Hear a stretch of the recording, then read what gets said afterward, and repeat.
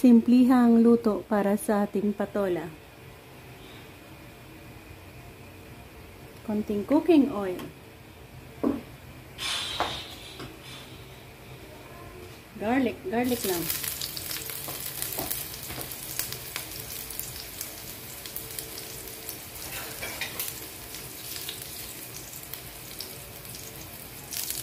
Patola.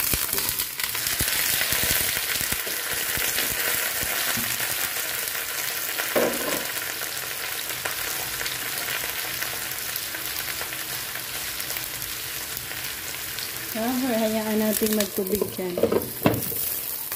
May part na yan ang ating chorizo.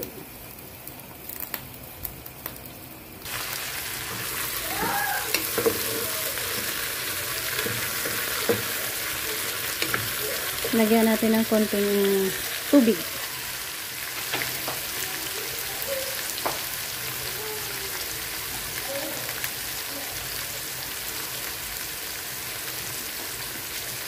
Nagtutubig din kasi yun.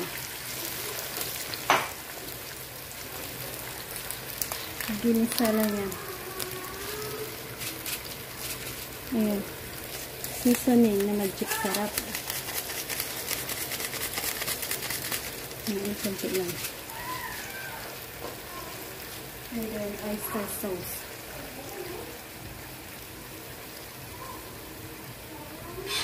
Sarap niya.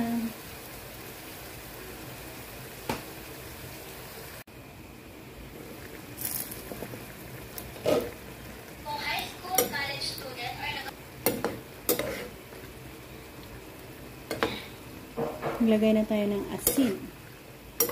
Sapat asin. So, hindi natin iginisa sa onion dahil lalagyan natin siya ng mayroon tayong isang klaseng dahon na tinatawag nating kutsay. A very onion odorly smell na masarap.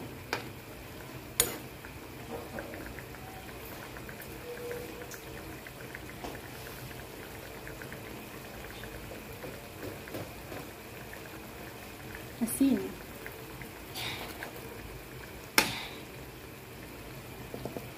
Ayan, luto na ito guys. And of course, ang ating last touch kutsay. Kain na tayo sa masarap na gulay. Abangan na lang natin ang ating chorizo. So yan ang ating dinner for today. Bye-bye and God bless.